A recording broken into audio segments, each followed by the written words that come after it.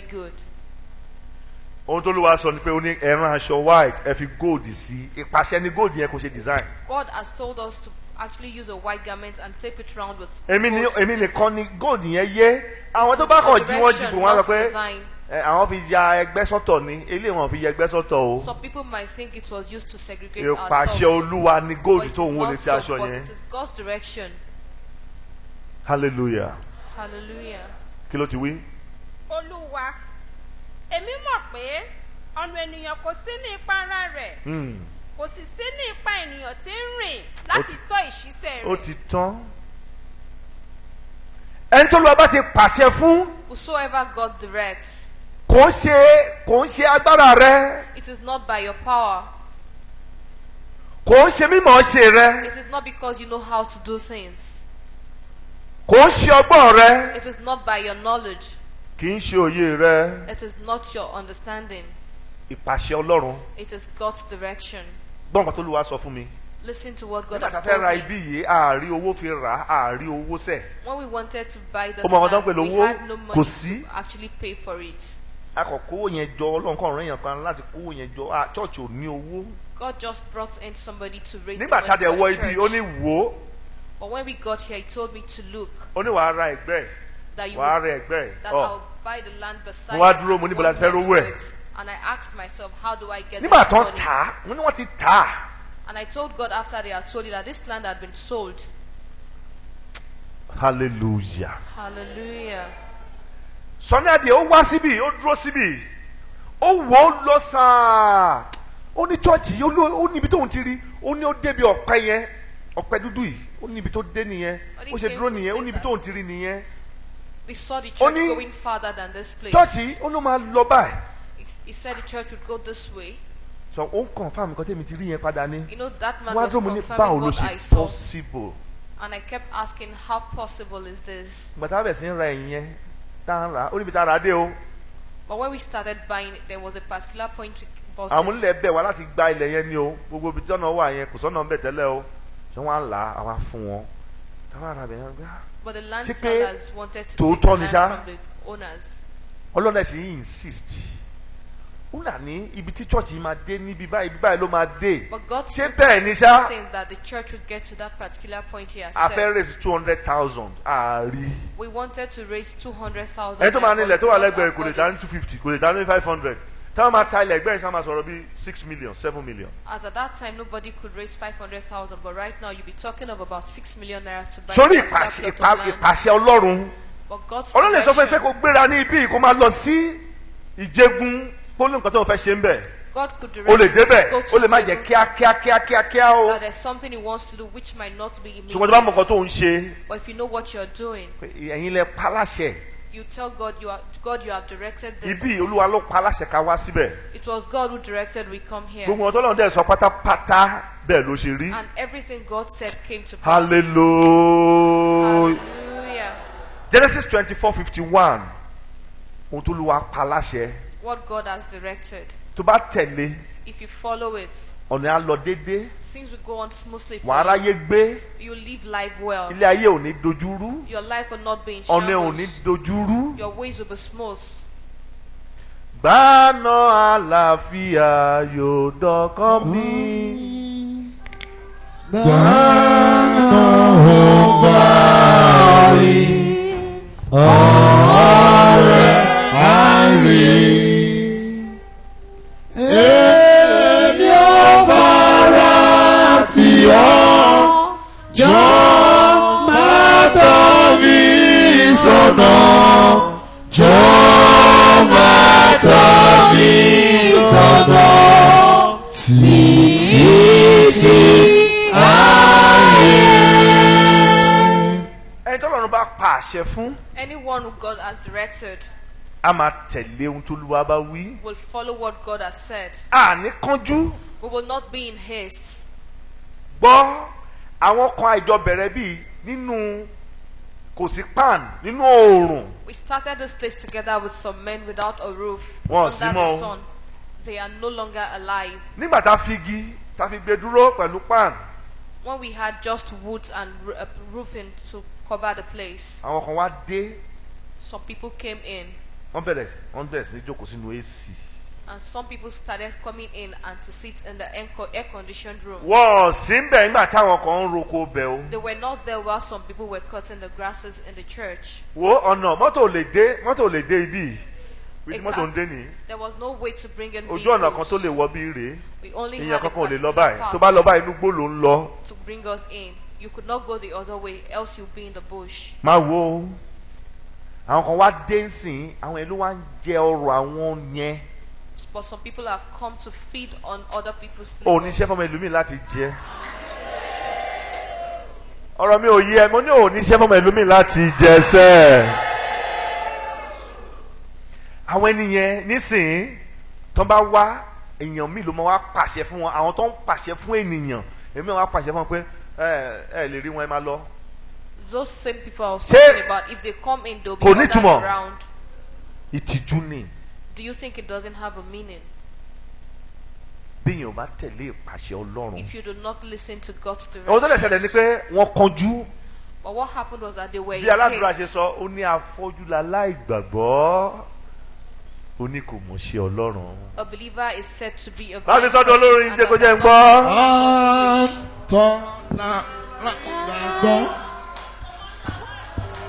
Kò mọ̀ ṣe Ọlọ́run. Ọlọ́run ni olùtúmọ̀. Ọlọ́run ní olùtúmọ̀. Ọ̀rọ̀ rẹ̀ yé wa. Yóò mọ̀ balẹ̀ yé wa. Ayé pé Jésù. Pé Jésù mọ̀. Ẹ̀sọ́ fáráyé. Pé Jésù mọ̀. Aráyé ẹ̀gbọ́. Pé Jésù mọ̀.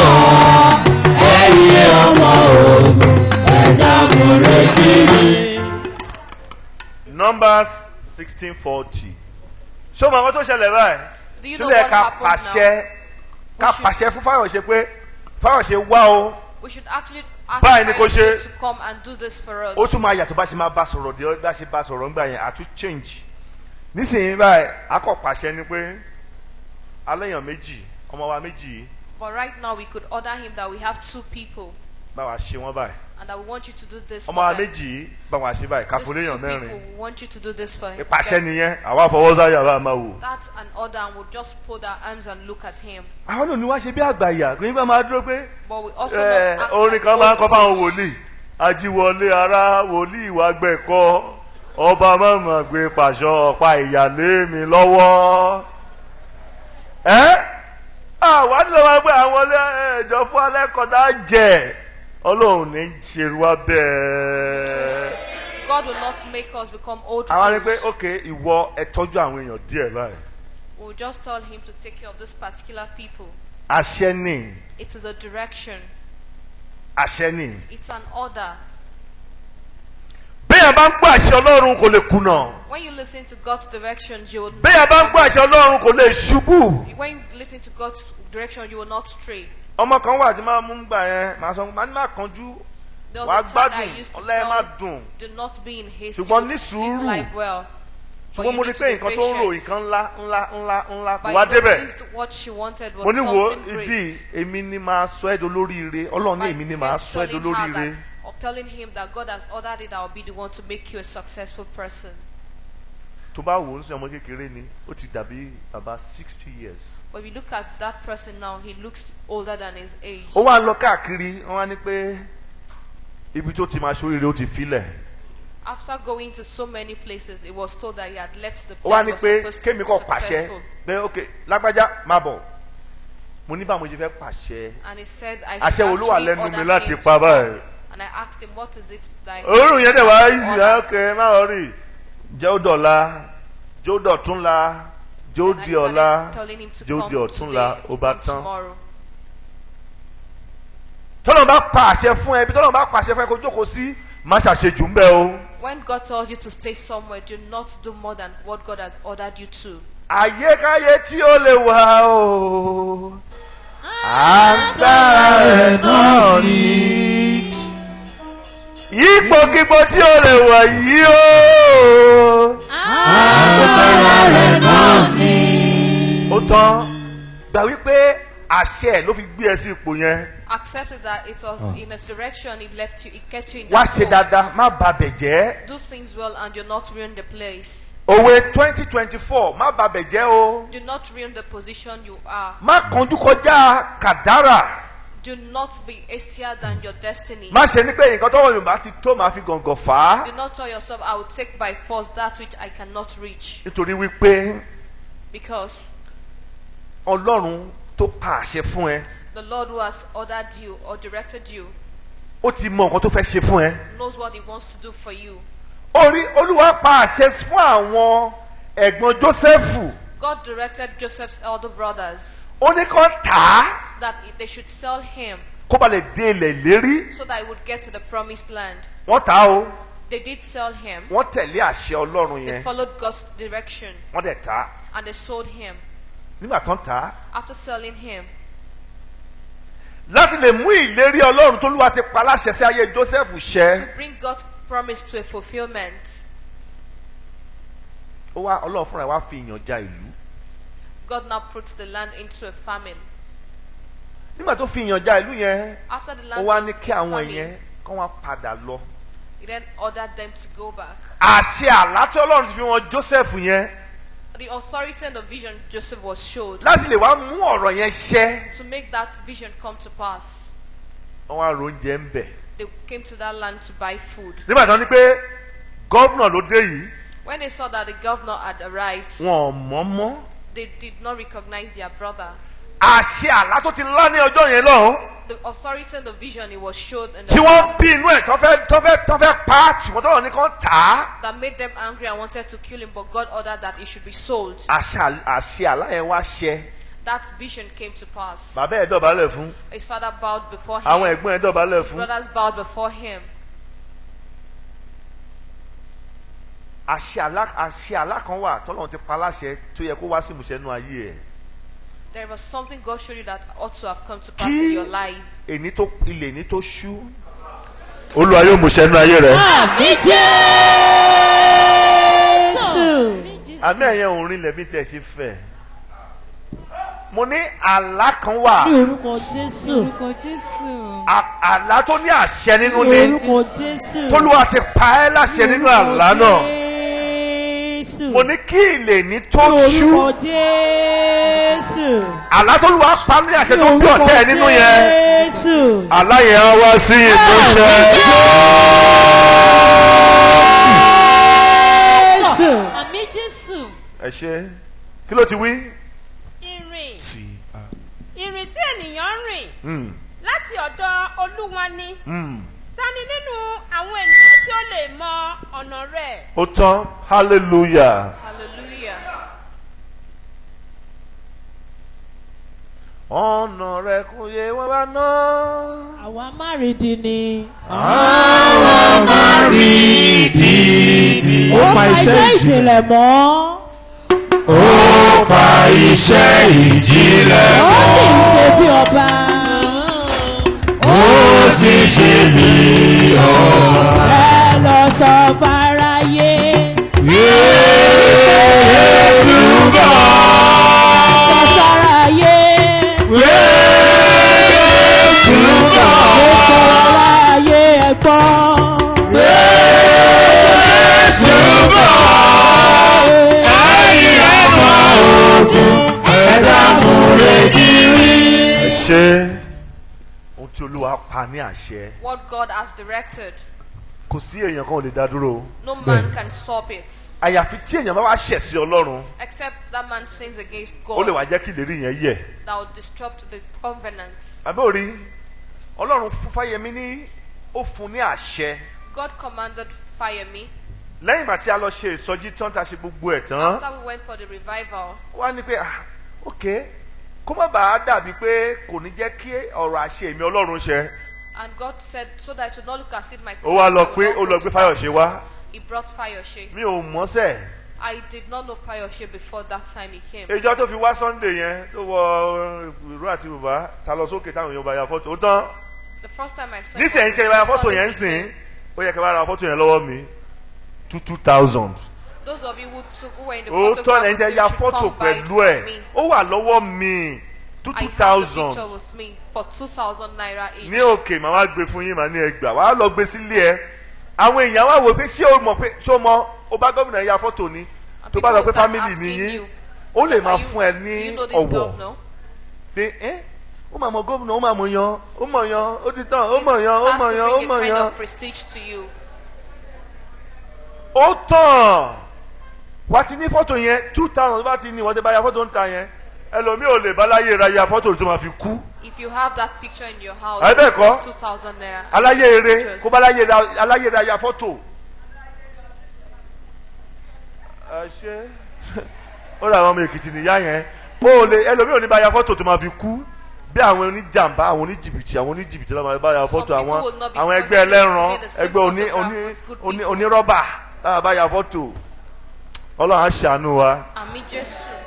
ó tó lù wá pa ní àṣẹ ní ayé rẹ yóò wá sí ìmúṣẹ. Àmì Jésù. ṣé tó bá gbọ́ràn ní o tó bá God's ti direction will gbọ́ràn only come to pass if you Isaiah listen. 48:17 orí ọlọ́run pa láṣẹ fún Abraham God ó ní mọ commanded ọmọ ẹ̀ kan ṣoṣo that should take his only son. ó ní kó fi ṣe kí ni ẹ use sọ̀rọ̀ as a sacrifice Kó fi rúbọ. for him. kò sọ pé bẹ́ẹ̀ kọ́ He did not decline. ó tẹ̀lé He followed the instruction. ọmọ kan ṣoṣo tó bí The only son he had. kí ẹ̀ka wọn ní kó pé gbogbo owó tó wà lọ́wọ́ ẹ lẹ́ni kó lẹ̀ fún Ọlọ́run Somebody should tell you right now that all you have in your account should kí be ọ̀sẹ̀ given to tó God. ilé ọ̀sẹ̀ tó parí And that before the end of this week, kí Ọlọ́run ló máa ya ìbùkún ṣọmọ àwọn ìbùkún kan wà tó bá dé tán ìbùkún yẹn máa mìíràn báyìí bí wọ́n ṣe tù ọ́ máa ṣe báyìí ọ́ máa yẹ báyìí ìbùkún yẹn ló máa mí nínú ẹ ìwọ kọ́ lọ ẹ̀mí ò ní sínú ẹ mọ́ ìbùkún yẹn máa that God has promised to bless you tó tremendously. bá lọ sẹ́yìn báyìí ìbùkún yẹn The blessing begins. It's so much. Hallelujah. to understand it. Hallelujah. bó wọṣọ ìbùkún yẹn á dàbí pé aṣọ tó wọ ní starch inú kò dé ní starch ìbùkún yẹn á ṣe gángan Even if you were Tí wọ́n kò clothed, bá the blessing tiẹ̀ will be so kápá, much that even wàá wá bẹ̀rẹ̀ sí without raising your kò ní shoulders, yẹ ní ìrìn tó máa rìn ó lè rìn báyìí and Ojú you rẹ̀ need to walk around in a funny manner. wọ́n á rin ẹ́ ní ìrìn kò tiẹ̀ ní yí ẹ mọ́ so wáyé torí pé ìbùkún yẹn ti dé ó ti pọ̀ jù And you will not torí understand. àṣẹ yẹn àwọn yẹn wọ́n máa káṣà yẹn. And God, that direction will be copied by other people. bí àpẹẹrẹ aṣọ tá à ń wọ̀ tó ní góòdì iṣẹ́ àwọn èèyàn ti ń wọ̀ kiri gbogbo For ayé example, our garment now is being copied by Eh? other people. ó tán ẹni tó ní àṣà wọn á ti kó àṣà yẹn àwọn náà wọ́n wò wọ́n báyìí kò yé wọn ṣùgbọ́n wàá dá wọn mọ̀ pé ilé òun ṣara wa But when you see such people, you will understand that they are not part of us. hallelujah Hallelujah. mo ní hallelujah. Hallelujah. èmi ò ń láì kí n máa sọ àsọtẹ́lẹ̀ nípa ìjọ pé báyìí lolúwa wí ohun tó bá ti sọ ó máa wá sí ìmúṣẹ akọ tọ́jú ẹ̀ á máa wò I jọ do ló máa not ṣe. like prophesying about churches, but whatever God says will come to pass. ohun tó lúwa pa ní àṣẹ. It is what God has directed. tẹ̀lé o Follow it. má kọ́ títí sí o Do not má ló ṣòro ṣe o do not think it is difficult. má ní pé ò ní ṣe o Do not tell yourself, I will not do it. bára ẹ sọ̀rọ̀ Talk to yourself kò ṣe and do it. bí wọn kíní kan lè nísìnyí sórí gbogbo èèyàn tó ń kúnlé Fáyẹmí tó ń kún ọ̀dọ̀ ẹ̀ tó ń ti ń kí Everyone Don't who think goes say, to yeah, fire me, who salutes Babasa, him, praises him. bí ṣe ń bẹ́ẹ̀ sọ̀rọ̀ At this ẹ moment I'm talking to bí báyìí ṣe you. bá ṣe sáwá sí kó If Ayoshe runs to Lagos today kó lo 3 days lẹ́kọ̀ọ́ and he spends sórí 3 gbogbo àwọn yẹn days, wọ́n máa sáwá sí kó sórí ọ̀dọ̀ Fáyẹmí àti máa those gbẹ same báyìí people will run to Lagos. ọ̀dọ̀ àti máa gbẹ Fayomi's place will Díẹ̀, become, àyà will máa start gàn getting dín dry. Èkìtì People will dẹ̀ start jọ pulling back from him. ẹ̀ẹ́dẹ̀ rò pé màá lọ sí Nàìjíríà àwẹ̀ They'll start, mo fẹ́ yà sùn ọ̀rẹ́ mi hesitating to go to Fayomi's abode right now. meeting pé ok jẹ́ àmọ́ ẹ lọ bẹ̀ jẹ́ àmọ́ ẹ lọ bẹ̀ jẹ́ àmọ́ ẹ lọ má wọ́n rì jẹ́ àlọ́ wò ó bó ṣe máa lè ṣe á bá sọ̀rọ̀ ṣé wọn pé kò wà ní dàbára wà dàbí ọ̀dàlẹ̀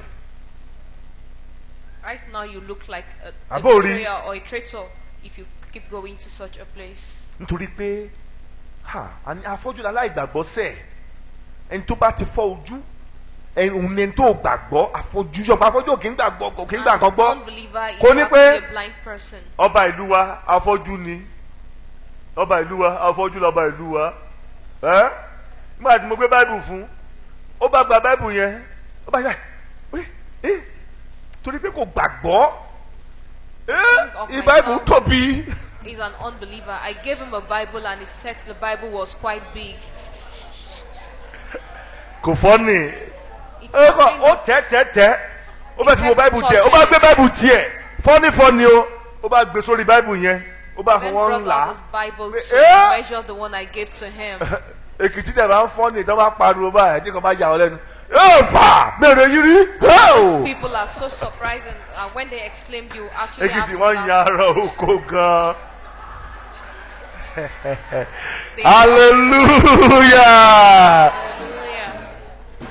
Hallelujah. Ó mọ ibi tó wà lára òun sìn á máa rò ó má jẹ́ ń kúrò fún ẹ kò ná owó àti ná tó 50 billion. He Kò spent ná a owó lot of rárá money. nìyẹn o If Fáyẹmí you ò ná tell us owó so, rárá that nìyẹn Fáyẹmí o. didn't spend much. He spent 50 Last million minute naira. project yìí pọ̀ jù Like, ó he tọ̀nù embarked Èkìtì on a lot of last minute gbogbo projects. ọ̀nà Àkúrẹ́ máa bọ̀ ní Kẹrẹ́ ó sọ di Dua road bye. So wọ́n many sign projects. contract yẹn 300 million wọ́n sign contract yẹn. He signed so many contracts. Mo wá sọ fún commissioner yẹn mo ní ẹ ṣe hold on I kẹ má told tí ì the ṣe commissioner that they should hold on and not do things right now. mo ní ẹ hold on kẹ má tí ì ṣe ó ní no ó ní campaign strategy wa ní a And he máa ṣe said ń no, they bẹ̀rẹ̀ had to do it because it kan was àwo their kan. campaign strategy. Bẹ́ńsì mo sọ fún ẹ yàtọ̀ sówó tó ti tọ́jú Aside the money he has kept, fẹ́ẹ́ kọ́ dẹ̀ gba àwọn gómìnà láyè kan tiẹ̀ mówó wọlé fún only if maybe they allow some people to bring ó in mà ti di money for gómìnà him. nọ́mà nìyẹn. He has become a past governor, former governor. Téèyàn bá ti lose ojú rere Ọlọ́run kò When ní you have gbọ́ ìpàṣẹ lost Ọlọ́run. God's favor in the sight of God, you would not listen to his direction. Ó ti di ìjọba àná He has tó become ní gbọ́ tiẹ̀ mọ́. past Wàá rí governor, pé tó bá former dáa governor. Sunday àbí Monday ọ̀la àwọn èèyàn gan àwọn civil servant tàbí kí lè máa ń pè devil servant tàbí evil servant From tomorrow, inú ọmọ dùn civil servants start jubilating. Ọlọ́run yìí ọmọ ìbọn kókó jẹ́ ìjọ pàtẹ rẹ̀ wà kó olórúkú tiẹ̀ rẹ̀ fà ọ́. They'll start saying series Ó of tán. things. Àwa wà alone. It will not be Ó alone. rọ̀ pé tó bá ti fail ó máa wà alone. You know, after failing, you become a loner. When tó bá ti di aláṣeyọrí làwọn èrò àwa pọ̀ rètèrètè Only when you lẹ́yìn become a ẹ̀ successful wọ́n person máa do you ṣe have lots ìwọ of ni people ìwọ around ni you. ẹni tó bú ẹ They start praising ẹni you. tó gàn ẹ́ The person who ẹni mocked tó you, wíṣẹ́ ẹ bad who abused you, and àwọn who olùmọ̀ wa wished you fò bad síwájú will be the ones to lead the entourage. ó dẹ̀ gbọ́ ìpàṣẹ Ọlọ́run kọ́nà bá lè dáa fún ẹ Why not listen to God's direction? So ó you dẹ̀ always gbọ́ ìpàṣẹ good. Ọlọ́run kó má kánjú kọjá àsìkò Ọlọ́run Why nínú not ayé listen to rẹ. God's direction so you'll not be hastier than your Isaiah 48:17 kí ló tẹ̀ ti wí ná báyìí ni olúwa wí ó tàn olùràpadà rẹ kí ló ti wí. ẹni mímọ́ Ísírẹ́lì Ẹ̀hẹ́n. èmi ni olúwa ọlọ́run rẹ Kí ló tún tí fẹ́ ó lẹ́yìn kọ́ ọ yẹn. fún èrè Ẹ̀hẹ́n. ẹni tí ó tọ́ ọ ní ọ̀nà tí ìwọ ò ìbá máa lọ. Oh my God.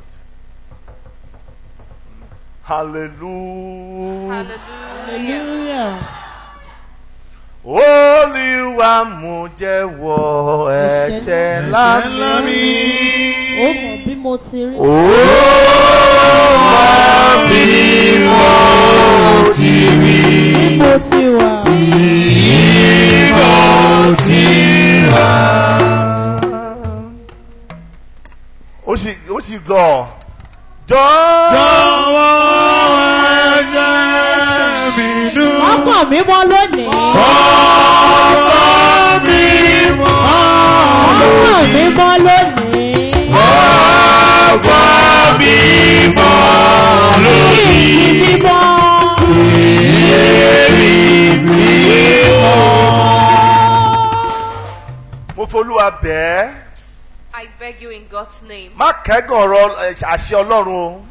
do not doubt God's directions. Jókòó bá mi jókòó náà nínú ìṣẹ́jú kan a máa parí ẹ̀ ń sìn.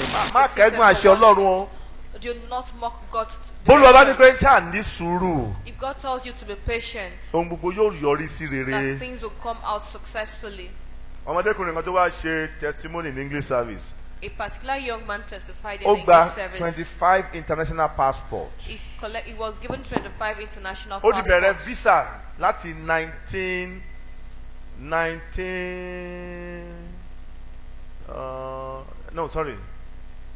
1993. He has started applying for the visa since Wow, for the visa, 1993. He has never been given one. 25 passport. He had 25 passports. Tó bá ti wá animal manima worry wàá lọ sí ìlú òyìnbó tásìkò bá ti tó. Whenever he comes, he'll Mo tell mọ̀ pé me wàá he lọ had ní not been sùúrù. granted, but I'll tell him you Ìkan will tún go wà just láti be skul patient. ẹ̀ wọ́n tún ní ó yá wọ́n fún gbogbo àwọn yòókù wọ́n yọ tiẹ̀ sẹ́yìn wọn ò fún. There was a time everyone was Ó bá given in the sùn. school except him, and he got tired. Nígbà tó ló wá pa àṣẹ. But when God ordered it, Ó kàn ní interview kan wà American embassy ṣé kò ń lọ mo ní yes go àṣẹ Ọlọ́run ti wà níbẹ̀ fún he ẹ. just came to tell me Why that did there's it? an interview at the American embassy, and I told Má him to gbọ́ o. go. Ó kàn ní what is your name? Ó dẹ̀ sọ.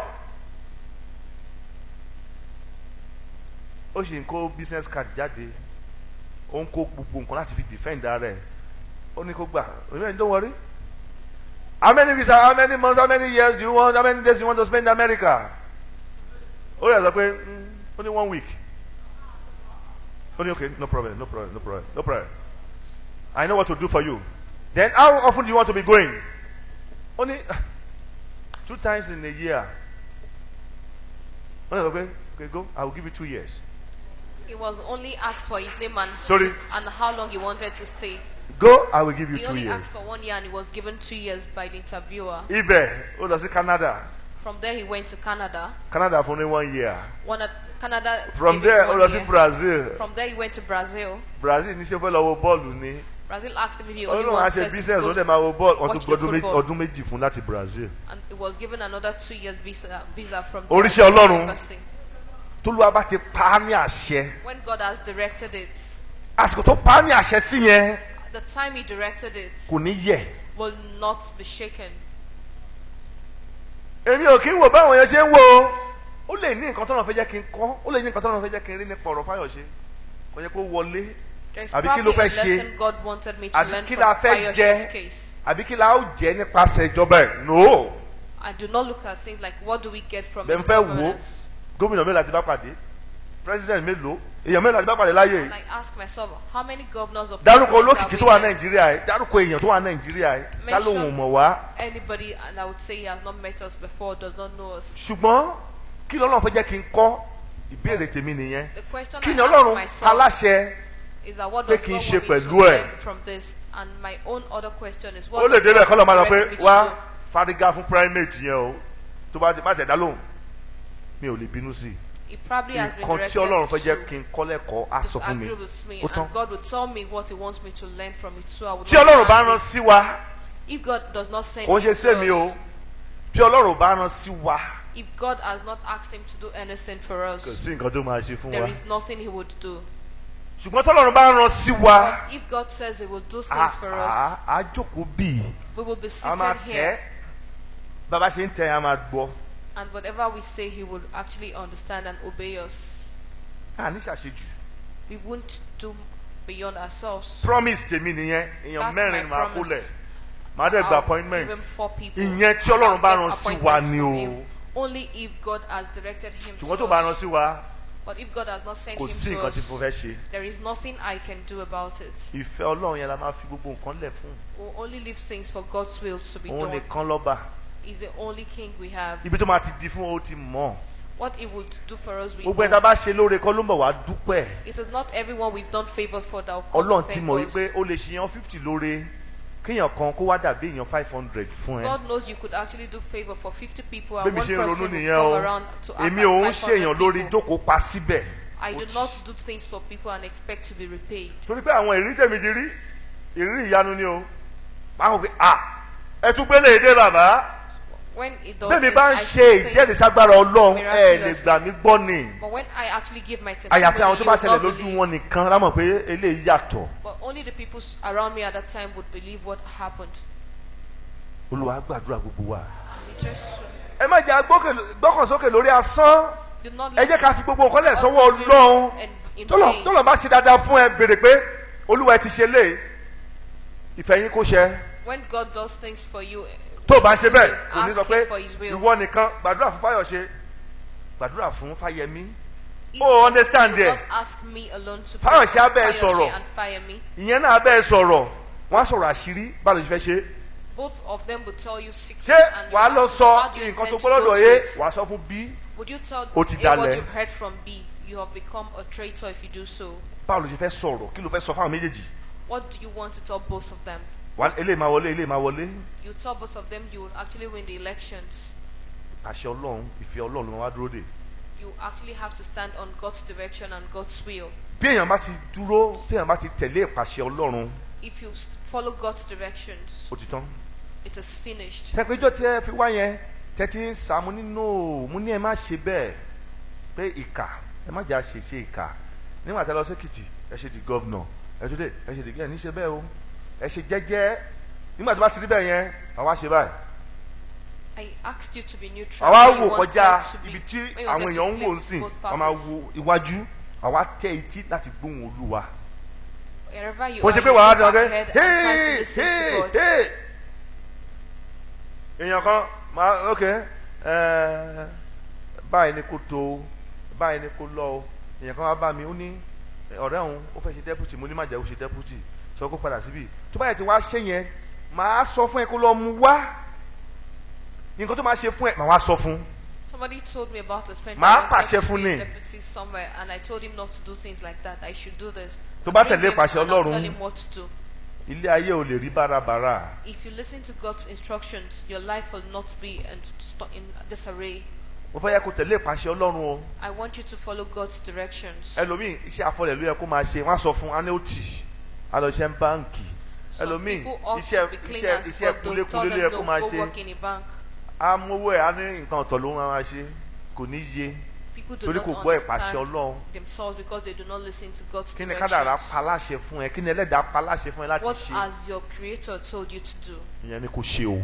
And that is what you should do. ẹlòmíì máa fẹ́ fẹ́ ọkọ aṣọ ọkọ fẹ́ Some tí ìdààmú rẹ̀ bá dé kò ní lè já. to the wrong men. bẹ́ẹ̀ lómi bá When it is bímọ time aṣọ for ọmọ bí troubles, tí wàhálà rẹ̀ bá dé kò ní lè já. and some people will give débi birth lé to tó wrong tó children, fẹ́ and gbé when trouble máa arise, béèrè they fún will be able ìpàṣẹ to ọlọ́run face it. tó bá ti gbé ìgbà yẹn ní kọ́lọ́fí tètè mọ́gbọ́n tó máa dá sí tí ẹ̀ Ask kọ́kọ́ for béèrè fún ìpàṣẹ God's ọlọ́run kó tó yẹ tó direction ṣe é. in everything you do.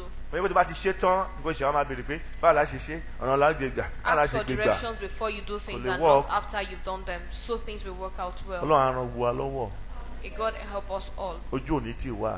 Just kí n tó parí láti fi parí ọ̀rọ̀ sórí bàtà máa kọ́ chọ́ọ̀chì ẹ̀mí ọlọ́run sọ fún mi pé ó ní kí ó ní ibi ìkéré ó ní ká expand báyìí when ká we're ṣe about dé to stage kan construct báyìí this báyìí church, ìgbà tí wọ́n á sọ fún èèyàn wọ́n ní ilé ti tóbi jù gan ó ti tóbi kí wò kéyẹn kí God wò sálẹ̀ ordered for a kí n ti particular kúrò kan design, kíni kan and people exclaimed that it was too big. ṣé bí ìgbà wa mọ́ sí. Can we see this place tó bá is combine kind of English small service àti for Yorùbá us? service papọ̀ ṣé ẹ̀ ní ní overflow If ń we da. were to combine both Huh? services, we would have an overflow. bẹ̀tì nígbà yẹn ibi tí ojú làdé ibẹ̀ la rí dé As at that time, we didn't see beyond our noses. ó wá rí sìn bó ṣe wá rí. And now look at the way things are. kí lolúwa pa láṣẹ fún ẹ What pé yóò has ṣe God rí ní directed ọjọ́ you to alẹ́ rẹ That you should do in your life. ó dáa kó tẹ̀lé o You should follow it. tẹ̀lé ìpàṣẹ yẹn o Follow God's directions. tẹ̀lé ìpàṣẹ yẹn o Follow that direction. tẹ̀lé ìpàṣẹ yẹn o Follow the direction. tó bá tẹ̀lé If you follow it, wàá rí pé gbogbo nǹkan á máa lọ dáadáa you fún see ẹ that things will go on smoothly for you. dìde lórí ẹsẹ̀ rẹ. Rise on your feet. yìn ara rẹ lógo bàbá yìn ara rẹ lógo yìn ara rẹ lógo bàbá yìn ara rẹ lógo nítorí pé jẹ́ kí gbogbo ògo jẹ́ tirẹ̀ o yìn ara rẹ lógo ó yá yìn ara rẹ o yìn ara rẹ lógo bàbá yìn ara rẹ yìn ara rẹ lógo ọmọ yìn ara rẹ lógo yìn ara rẹ lógo bàbá mímọ́ alágbára jùlọ yìn ara rẹ lógo ó yá jẹ́ kí gbogbo ògo jẹ́ tirẹ̀ o. wá ní àdúrà fún ẹ pé ọ̀rọ̀ tí o gbọ́ yìí kó mú ẹ yè. Àmín Jésù. Ẹ̀mí tí ń pa àṣẹ tí a ó máa tẹ̀lé ọ̀rọ̀ àṣẹ Ọlọ́run Olúwa kó gbé ẹ̀mí náà wọ̀ wá. Àmín Jésù. A ó máa yìn yín. Àmín. A ó máa gbé yín ga. Àmín. Ògo ni forúkọ yín lókè ọ̀run. Hallelujah. Jésù Olúwa wa. Àmín. Àmín. Àmín lórúkọ Jésù. Sọ fẹ́ tó wà lẹ́gbẹ̀ẹ́ pé gbọ́ ọ̀rọ̀ ìpàṣẹ Ọlọ́run.